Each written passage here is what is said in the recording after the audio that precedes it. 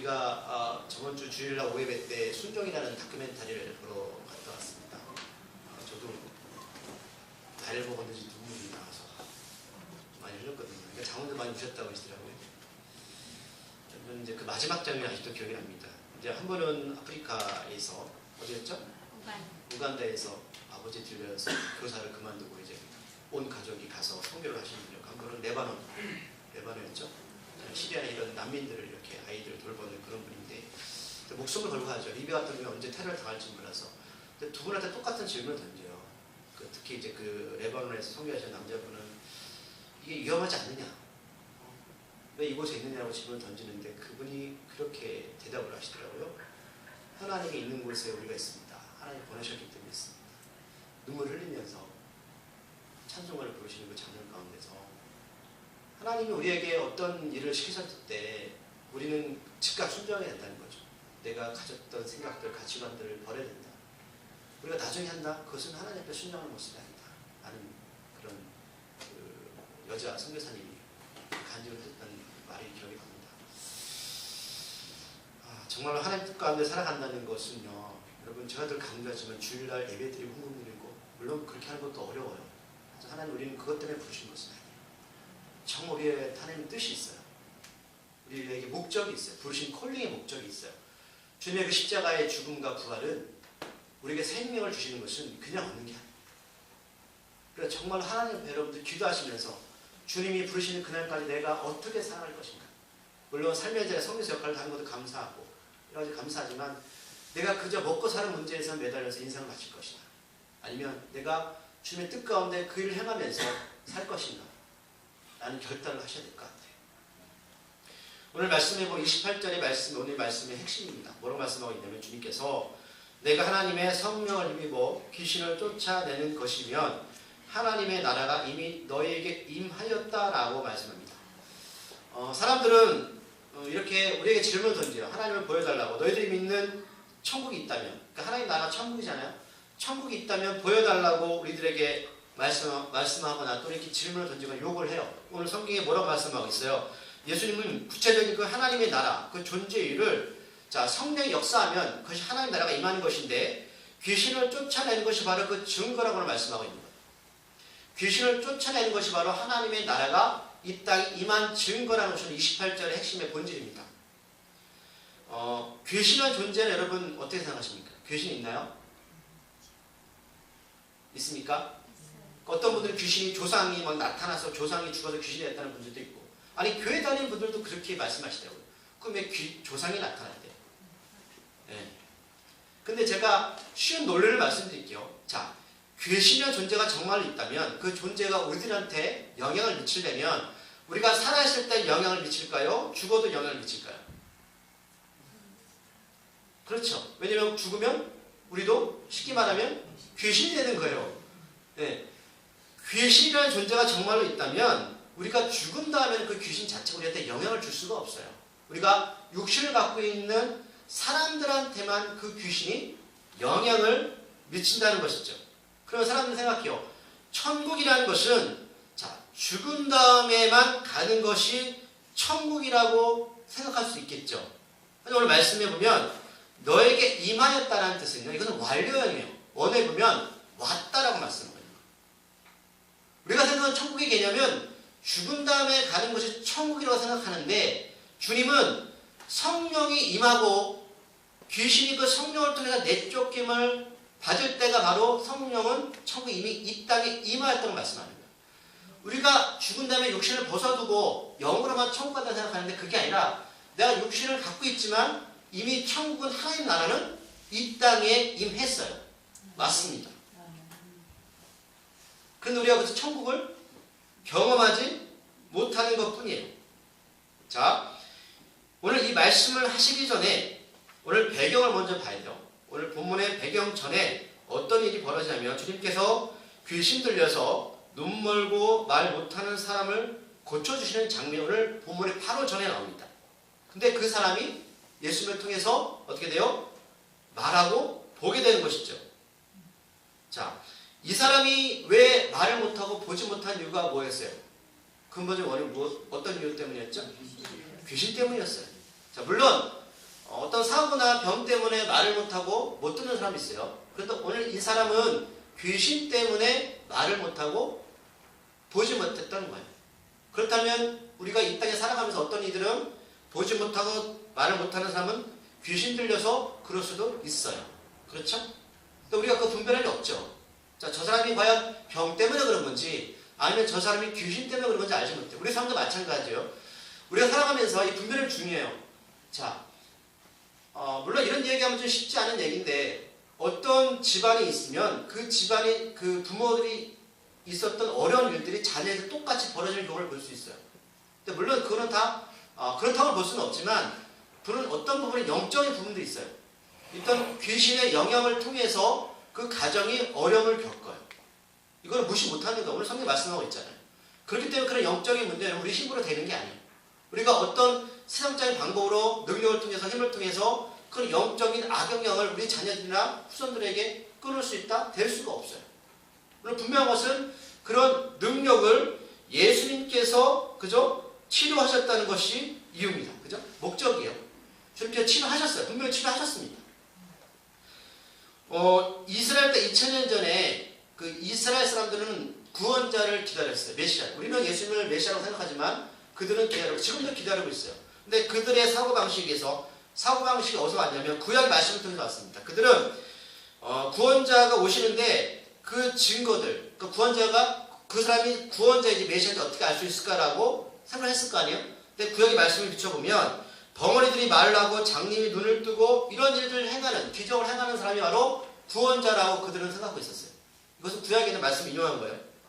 이러한 구약의 예언들이 예수님 당시에 많은 사람들이 생각을 갖고 있었다는 것이죠. 그렇다고 오늘 예수님이 행한 일들은 분명히 구원자가 해야 할 일이에요.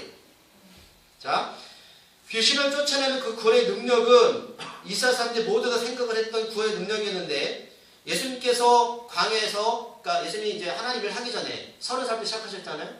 예수님께서 처음으로 기적을 행하시기 전에 그는 무엇을 하셨냐면 잘 아시겠지만 사탄에게, 마귀에게 시험을 당하시는 장면이 나옵니다. 그 장면이 누가복음 4장에서 기록되어 있어요. 4장에서.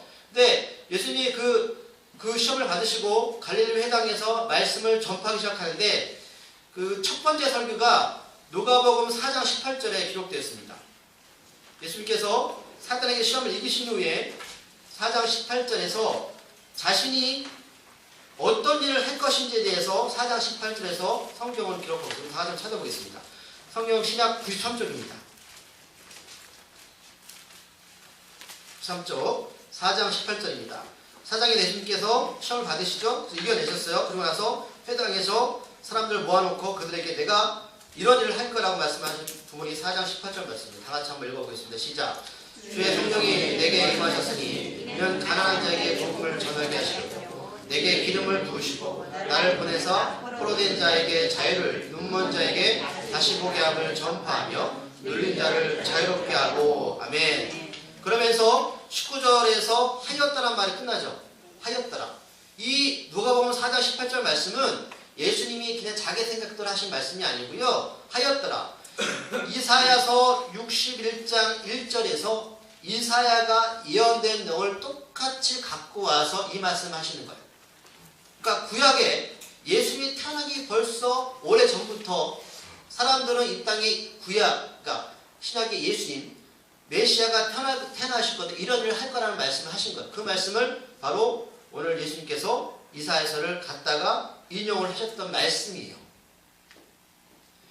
예수님께서는 자신의 복음을 전하기 전에 먼저 첫 번째 설교에서 이사야 61장의 본문을 다 읽으신 이후에 누가복음 4장 21절에 보면 이렇게 말씀하고 있죠. 더 찾아볼까요? 4장 21절입니다. 그 뒤에 있는 말씀이에요. 94쪽 시작. 이에 예수께서 그들에게 말씀하시되 이 일이 이글이 오늘 너희 귀에 응하니라 하시니. 응했다는 건 뭐예요? 자, 구약에는 말씀이 성취됐다는 거예요. 들었지라고 말씀하십니다. 지금도 동일합니다. 이 예수 그리스도의 말씀이 우리에게 선포되었어요. 근데요, 요한계시록에 보면 마지막 요한계시록 심판 때잖아요.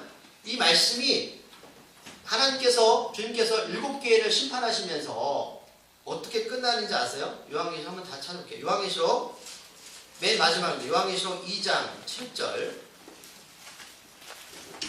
자, 요한계시록 2장 전체는요, 2장 3장부터 3장까지 2장 2장을 걸쳐서 주님께서 이 땅에 이제 7개 교회에 대해서 칭찬과 책망하시는 장면이 나와요. 근데 그 교회를 쭉 설명하시면서 그 한 교회가 끝날 때마다 이렇게 말씀하십니다. 자, 2장 7절 다 같이 읽어볼까요? 요한계시록 2장 7절입니다. 시작. 귀 있는 자는 성령이 교회들에게 하시는 말씀을 들을지어다. 아멘. 또 넘어갈게요. 그 다음에 두 번째 교회입니다. 그 다음에 어떤 교회죠? 서머나 교회. 2장 11절 말씀 시작. 귀 있는 자는 성령이 교회들에게 하시는 말씀을 들을지어다. 아멘. 그 다음에 버가모 교회 2장 17절 시작. 귀 있는 자는 성령이 교회들에게 하시는 말씀을 들을지어다. 아멘. 그 다음에 두아드리아 교회입니다. 2장 29절 말씀 시작. 귀 있는 자는 성령이 교회들에게 하시는 말씀을 들을지어다. 아멘. 사대교회 3장 6절 시작. 귀 있는 자는 성령이 교회들에게 하시는 말씀을 들을지어다. 아멘.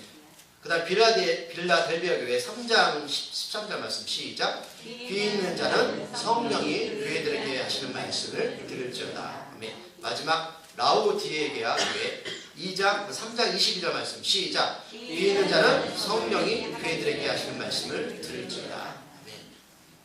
결론이 뭡니까? 자, 하나님의 말씀이 복음에 선포되어졌어요. 내가 구원자 마지막 때죠. 자, 너희들 교회에게 하시는 말씀을 들으라는 거예요.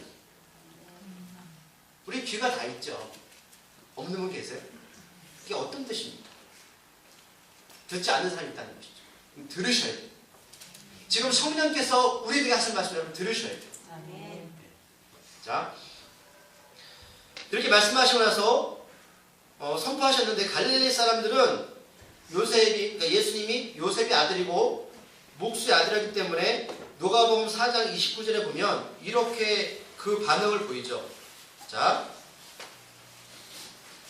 4장 29절 말씀입니다. 시작. 일어나 동네 밖으로 쫓아내어 그 동네가 건설된 산 낭떠러지까지 끌고 가서 밀쳐서 떨어뜨려보자 하되. 아멘. 자, 지금 이들이 어떤 반응을 보이죠? 자, 주님은 이거예요. 내가 바로 구약에 있는 그 메시아야, 하나님의 아들이야, 하나님이야 라고 주장을 하시는데 그들은 지금 귀를 들었지만 어떤 반응을 보이죠? 예수님을 죽이려고 하는 거예요. 우리는 생각해서 난 예수님을 죽이지 않고 이전에 왔으니까 예수님을 따르는 사람이야 라고 여러분 생각할 수 있습니다. 볼 수 있죠? 오늘 말씀을 여러분 끝까지 들어보시면 여러분 스스로 한번 좀 판단하셔야 될 것 같아요. 사람들은 예수님이 하찮은 목수의 아들이고 환경적으로 되지 않는다는 거죠. 자, 사람들은 다양한 생각을 갖고 있지만 분명하게 2000년 전에 이스라엘 사람들은 메시아라면 이 정도는 돼야 되라고 생각했을 거예요. 목수의 아들이 안 된다는 거예요. 그럼 평범한 사람이 어떻게 구원자가 될 수 있어라고 생각하는 거죠. 그래서 자신의 선결을 가지고 예수님의 존재를 부인하는 거예요. 자, 우리들도 있잖아요. 신앙생활 하면서 하나님께서 우리들에게 이 땅에 보내신 목적과 이유에 대해서 생각하지 않고 내 나름대로 판단하고 내 나름대로 생각을 해요. 그건 하나님의 말씀에 응하는 게 아니에요. 나는 비록 이들처럼 예수님을 낭떠러지 밀지는 않지만 하나님이 나에게 어떤 계획과 섭리가 있음에도 불구하고 거기에 관계를 살아간다? 똑같은 일을 행하는 거예요. 그렇겠죠. 그러기에 오늘 그 22절이 예수님의 행위는 그 이사야서의 그 말씀을 비춰보면 메시아의 어떤 이 땅에서 하셔야 했던 일들을 하셨죠. 어떤 말씀입니까? 22절에 보면 그때에 누가복음 읽으신 말씀 22절 그때에 귀신 들려 눈 멀고 말 못하는 사람을 데리고 왔거늘 예수께서 고쳐주시고 그 말 못하는 사람이 말하며 보게 되었다라는 거예요. 분명히 구약에 있는 말씀이 성취되었어요. 근데 따라서 바로 23절에서 어떤 일들이 벌어지죠. 무리가 다 놀라 이르면서 이는 다윗의 자손이 아니냐라는 거예요. 그래서 아니라는 표현을 좀 우리가 봐야 되는데 왜 다윗의 자손이라고 이들이 표현하냐면 분명히 이들은 메시아는 왕족의 후손으로 태어날 걸 알고 있었어요. 다윗 후손인 가운데. 그건 알았어요. 근데 아니냐라는 표현은 반신반의하는 거예요. 자, 눈으로 봤어요. 예수님이 분명히 귀신을 쫓아내는 것을 봤는데 한편으로 믿고 한편으로는 믿지 못하는 거예요. 믿지 못하는 이유가 뭐라고요? 예수님이 평범하다는 거죠. 목수아들이라는 거예요. 근데 여기 계신 모든 분들이 정말 예수님이 하나님을 믿으십니까? 혹시 이들처럼 반신반의하지 않으세요? 정말이에요? 믿는 것 같지만 믿지 않는 거예요. 예수님이 누군지 잘 아는 이스라엘 백성들은 전적으로 100%는 예수님을 믿지 못하겠다는 거예요. 믿지 못하니까 뭐가 안 돼요? 순종이 안 되는 거예요. 더 나아가서 이때 예수님을 시기 질투하던 그 바리새인들은요, 그 예수님을 보고서 24절 그 현상을 보고, 귀신이 쫓아낸 현상을 보고 이렇게 평가를 합니다. 24절에서 이가 귀신의 왕 바알세불을 힘입지 않고는 귀신을 쫓아내지 못하느니라. 그러니까 예수님이 지금 이 능력은 하나님의 능력이 아니고요. 누구의 능력이라고요? 귀신의 능력이라는 거예요. 바알세불이라는 뜻이 뭐냐? 히브리어로 파리떼 왕이라는 거예요. 파리는 어느 곳에 꼬이나요? 시체나 더러운 곳에 꼬이죠. 그게 왕이라는 거예요. 그러니까 이들도 귀신은 더럽다고 생각을 했겠죠. 그들의 왕이 바로 예수님의 그 힘을 빌려다가 귀신을 쫓아냈다는 거예요. 근데 저는 이 말씀을 이해할 수 있어요. 왜냐하면 여러분들 귀신 쫓아낼 때 그 능력이 성령의 능력이 귀신 능력이 분별할 수 있어요? 쉽진 않아요. 무당들이 귀신 쫓아내는 거 저도 봤거든요. 정말 쫓아내요. 그냥 학습 무당 말고요. 정말 그 뭐라고 해요? 진짜 그 귀신 치는 사람들, 영을 받은 사람들은 귀신을 쫓아내요. 작두도 타요. 놀라운 사실이죠. 근데 그것이 우리가 볼 때는 기독교인들은 거짓말을 해도 저는 그렇지 않아요. 정말로 영이 영을 쫓아내는 능력이 있어요. 하지만 오늘 이 바리새인들의 논리를 맞지 않는 게 뭐냐면, 자, 왜 바알세불 왕, 왜 귀신의 왕을 힘을 빌려서 자기 귀신을 쫓아낸다는 이들의 논리입니다. 그러니까 우리도 무당들이 쫓아내는 것은 자신들이 모시는 신이 더 크기 때문에 자기보다 낮은 신을 쫓아내는 거예요. 그래서 뭐 자기가 동자승이 됐든 장구신이 됐든 감 그런다며 당신이 모시는 신은 뭐 잡신이라고 뭐 이런 식으로 해서 쫓아낸대요. 그렇게 하더라고요. 그런데 이들 똑같은 논리예요. 예수님이 큰 귀신의 왕의 힘을 빌려서 귀신을 쫓아냈다는 거예요. 그런데 26절에서 예수님이 이렇게 말씀하세요. 만일 사탄이 사탄을 쫓아내면 스스로 분장하는 것이니 그래야 왜 어떻게 그의 나라가 서겠느냐. 이 말씀 이해가 잘 안 가시죠? 자, 쉽게 설명해 드릴게요. 자, 우리가 말하는 천국은 하나님의 나라예요. 우리가 주님께 순종하는 이도 하나님의 나라를 확장하기 위해서고, 이 교회도 마찬가지인데, 예수님은 어떤 생각을 갖고 계시냐면 귀신들도 자신의 나라가 있다는 거예요. 이해하시죠? 하나님의 나라가 있는가 하면 이 땅에는 귀신의 나라가 있어요. 영역이라고 할 수 있겠죠. 그래서 하나님은 하나님의 나라를 확장시키려고 복음을 전파하시는 거고, 귀신 나름대로 자기들의 영역을 펼치려고 가지 못된 일을 해요.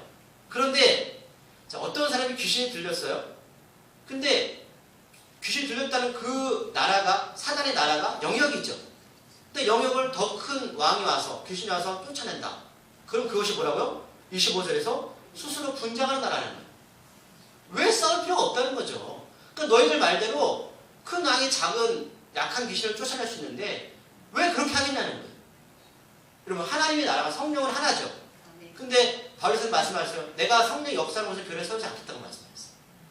하나님 나라가 있는데 그럼 다른 나라가 또 들어와요? 제 말씀 이해하시나요 지금? 귀신들도 나라가 있어요. 영역이 있어요. 근데 영역을 다른 귀신이 와가지고 쫓아내요. 그건 싸우는 것이라는 것이죠. 그건 맞지 않는다는 거예요. 논리가. 그러니까 무당들이 큰 귀신이 자기 귀신을 뭐라는 것은 맞는다 안 맞는다? 예수님 귀신은 안 맞는 거예요. 그래서 성경에 나와 있죠. 나갔다가 일곱 귀신이 다시 돌아오죠. 잠시 나가는 거예요.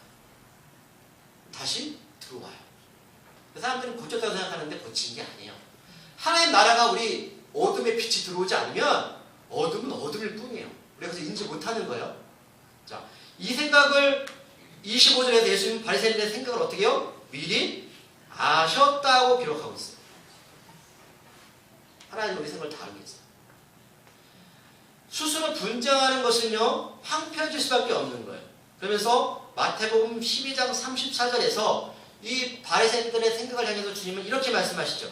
독사의 자식들아, 너희는 악하니 어떻게 선한 말을 할 수 있느냐? 이는 마음에 가득한 것을 입으로 말함이라. 사람들은 입으로 말하는 악한 것이 어디서 나올까요? 마음에서 나와서 성경에서 마음을 지키라고 말씀하고 있죠. 입에서 나오는 모든 것은 마음에서 나는 거예요. 그럼 이 마음은 영이에요. 이스라엘 백성들은 마음으로 생각한다는 거예요. 생각하고 있어요. 그들의 사고방식. 그래서 오명과 여인을 봤을 때 기쁨이 생수가 어디서 흘러나온다고요? 마음이에요. 마음이 곧 영이에요. 그러니까 영을 지배하는 건 뭐예요? 악한 영에서 둘 중에 하나겠죠.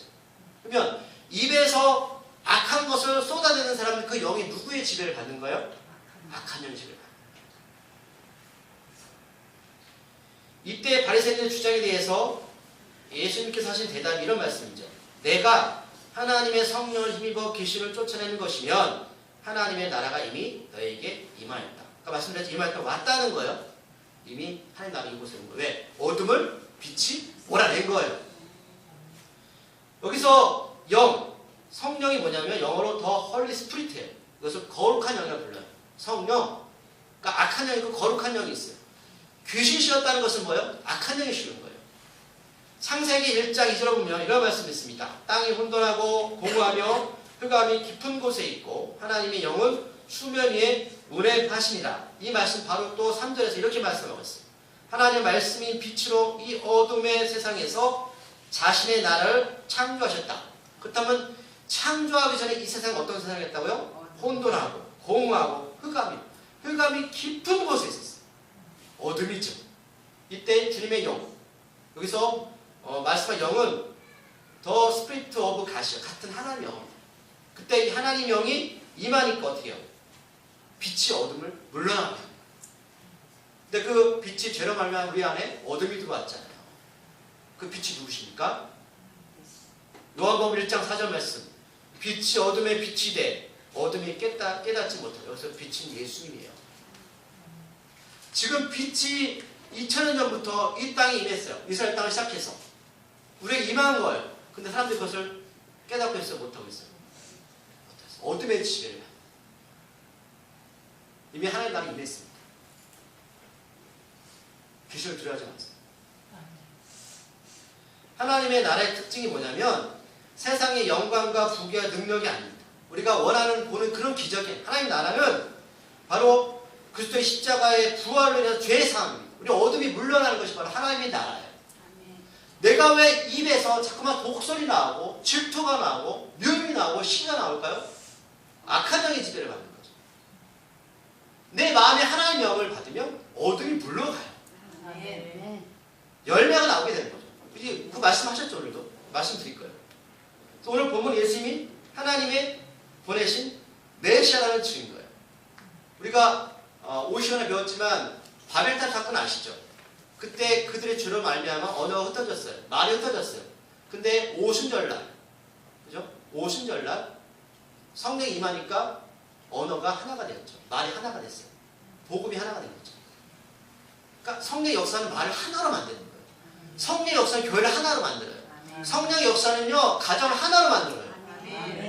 그게 성령을 받은 사람의 특징이잖아요. 한국 사람은 한국 법에 따라야 되고요. 로마 사람은 로마의 법을 따라야 돼요. 그래서 하나님의 나라를 영어 성경에 보면 킹덤이라고 표현해요. 킹덤이 왕국이에요. 예수님 왕이 되시고 우리는 거룩한 백성이 되는 거죠. 우리는 하나님의 나라, 하나님의 지배를 받아야 된다는 거예요. 근데 우리가 정말 하나님의 법을 따르고 있는가? 하나님께 우리가 하나님의 백성으로서 살아갈 길을 분명히 제시해 주셨는데 그 법을 어긴다면 어떻게 되죠? 결국 법에 대한 처벌을 받아야 되죠. 우리의 싸움은 뭐냐면 여러분 진리에 대한 싸움이에요. 오늘 제목이 뭐였어요? 예수님이 이 땅에 오신 목적이죠. 어떤 게 진리냐, 어떤 게 비진리냐 하는 거예요. 비진리를 붙잡고 하면 여러분 그것은 멸망입니다. 그것이 눈에 보기에는 좋아 보이고요, 성공해 보이지만 그건 죽음이에요. 멸망입니다. 그러니까 진리가 무엇인지 아셔야 되는 거 아니에요. 그러니까 눈은 보이지만 정작 영적인 눈이 멀어서 진리와 비진리를 구분하지 못하는 사람이 있다는 거죠. 오늘 본문에서 보면 귀신 들린 사람이 나왔죠. 겉으로 보기에만 꼭 미친 사람이에요. 우리가 보기에는 이 사람이 겉으로 안 보이고 못 들으니까 다 미친 사람입니까? 이 사람보다 더 무서운 사람이 어떤 사람인지 아세요? 겉으로 멀쩡해요. 교회도 다 와요. 그런데 그 안에 하나님의 영을 지배를 받지 못하고요. 악한 영의 지배를 받는 거예요. 이게 더 무서운 거예요. 눈에 보이는 것을 해결할 수 있어요. 눈에 안 보면 어떻게 해결하시죠? 우리들이 볼 수 있다는 것은 여러분 빛이실 때 가능한 거예요. 가시광선을 통해서 볼 수 있는 거예요. 밤이 되면 그 빛이 없으니까 안 보이는 거예요. 근데 우리 겉보기 멀쩡한데 맹인처럼 다니는 거예요. 몰라요. 어떤 게 진리고 어떤 게 비리를 모르니까 한참도 모르는 인생 가운데 예수님이 아니라 하나님 아니라 다른 것을 붙잡고 사는 거죠. 보이지 않아요. 분별함이 없는 거예요. 그래서 영적인 분별이라고 말씀하고 있죠. 말을 할 수 있지만 이 입에서 나오는 이 말에 생명을 살리는 복음인지 아니면 생명을 도려 상처 주고 죽이는 말이라면 그 입은 말을 못하는 사람과 다를 게 없어요. 그렇기 때문에 예수님께 와서 고침을 받아야 된다는 것이죠. 예수님께서 고침을 받는 것이 무슨 뜻이냐면 30절에 보면 이렇게 말씀하고 있어요. 나와 함께 아니하는 자는 나를 반대하는 자요 나와 함께 모지 아니하는 자는 해치는 자라. 이 말씀이 뭐예요? 나랑 함께하는 자가 바로 성령이 임한 자라고 말씀하는 거예요. 주님과 함께하는 자. 예수님의 이름이 뭡니까? 임마누엘 함께하는 자잖아요. 주님과 내가 너희가 내 안에 거할 것이다 말씀하죠. 주님과 동행하는 자가 바로 하나님의 자녀다. 고침을 받는 자라는 거예요. 보는 것 말하는 것이 모두 그런 귀신이 있는 거 아니라 하나님의 영에 따라 사는 사람은 바로 하나님과 함께하는 삶이라는 거예요. 예수님이 이 땅에 궁극적으로 오신 목적 바로 자신 십자가의 죽음과 승천과 부활을 통해서 우리 모두에게 이 선물을 주시러 오셨어요. 뭐예요? 성령이 거룩한 영이. 그래서 31절에 보면 이렇게 말씀하셨죠. 그러므로 내가 너희에게 이르노니 사람에 대한 모든 죄와 모독은 사하심을 얻되 성령을 모독하는 것은 사하심을 얻지 못하고. 아멘. 여러분 이 말씀 기억하세요. 그리고 32절에서 이어서 말씀하십니다. 누구든지 말로 인자를 거역하면 사하심을 얻되 누구든지 말로 성령을 거역하면 이 세상과 오는 세상에서도 사하심을 얻지 못하리라. 아멘. 그래서 거역한다는 뜻이 무슨 뜻이냐면 반대한다는 뜻이에요. 그러면 31절과 32절에서 공통되는 게 두 가지가 나와요. 말이라는 단어가 나오는데 첫 번째 뭐냐면 세상에 살면서 사람이나 심지어 예수님의 말을 거역해도 우리는 다 용서 받을 수 있어요. 우리가 신앙생활하면서 때로 하나님 뜻 가운데 살지 못해서 하나님 용서해 주신대요. 괜찮죠? 때로는 사람한테 잘못을 말해도 하나님 용서해 주신대요. 근데 두 번째 성령을 모독하거나 말로 성령을 반대하면 용서함을 받지 못한대요. 우리 고민 생긴다. 그럼 성령을 반대하는 게 뭐냐는 거예요. 자, 모독이라는 것은 여러분 어디서 나와요? 입으로 나오는 거예요.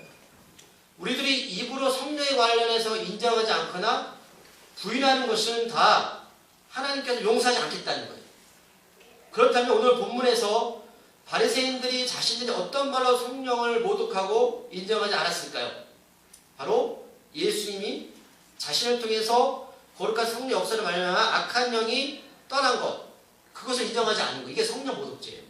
그렇다면 아까 말씀드렸지만 누가복음 4장 18절에서 자 성령이 오실 때 어떤 역사가 일어났죠? 성령은 가난한 자에게 기쁜 소식이고요. 성령은 포로된 자에게 자유를 주는 거고 성령은 눈먼 사람을 다시 보게 하는 거예요. 그리고 성령은 억누른 사람을 풀어주는 것인데 이 성령이 주님께서 내가 임했다고 말씀하셨는데 그러면 예수님이 귀신을 쫓아냈다는 것은 곧 성령이 누구예요? 예수님이에요. 그러면 바리새인들이 예수님이 귀신을 쫓아냈다는 것을 믿지 않았다는 것은 뭘 부인하는 거예요? 성령을 부인하는 거예요. 예수님을 부인하는 거예요. 이것은 용서한 말씀입니다. 이것은 단순한 논리입니다. 우리들이 하나님 나라 갔을 때 하나님 무엇 때문에 용서해 주실까요? 예수님이 피 때문에 용서해 주십니다. 그것을 인정치 않는다는 거죠. 성령을 거역한다는 것은 곧 예수님을 거역하는 것을 입으로 말하는 바리새인과 같은 거예요. 우리들에게 복음이라는 것, 즉 기쁜 소식은 바로 예수님이 되셔야 되는데 예수님을 정말 내 삶 가운데 같이 동행하지 않는 삶, 함께하지 않는 삶이 바로 성령을 인정하지 않는 겁니다. 단순하게 이곳에 나와서 예배를 드리는 것도 중요하지만 하나님이 말씀하시는 성령을 인정하는 것은 바로 여러분들 이곳에 끝나고 집으로 돌아가서 일주일 동안 주님과 같이 동행하는 삶이 바로 성령을 인정하는 삶입니다. 어둠을 물리치고 빛 가운데 사는 삶이죠. 내가 아무리 선한 일을 해도 내가 아무리 착한 일을 해도 예수님이 우리 안에 없다면 그것은 성령 모독죄요. 하나님 나라 갈 수 없습니다. 36절 37절 말씀. 내가 너에게 이르노니 사람이 무슨 무익한 말을 하든지 심판날에 이에 대하여 심판을 받으라. 내 말로 이롭담을 받고 내 말로 정죄함을 받으리라. 우리 입술로 말로 사람들에게 예수님 행하신 일들을 인정하는 사람과 그 일을 부정하면 결국 그 말은 고스란히 주님의 하나님의 심판날에 옮겨져서 우리가 다시 돌아오게 될 거라고 말씀하십니다. 무슨 말씀인지 이해하시죠? 여러분들 이 땅에 숨죽여 사는 동안 그 모든 예수님과 동의하는 삶이 나중에 고스란히 하나님 나라 갔을 때 하나님께서 그걸 갖고 심판하십니다. 30절 말씀하시죠. 나무도 좋고 열매도 좋다든지 나무도 좋지 않고 열매도 좋지 않다든지 그 열매로 나무를 아니라. 자, 하나 질문 던질게요. 열매가 좋으려면 뭐가 좋아야 됩니까? 이거는 상식적이에요. 나무가 안 좋으면 열매도 좋지 않아요. 성령을 받은 사람은 9가지 열매를 맺게 돼 있죠.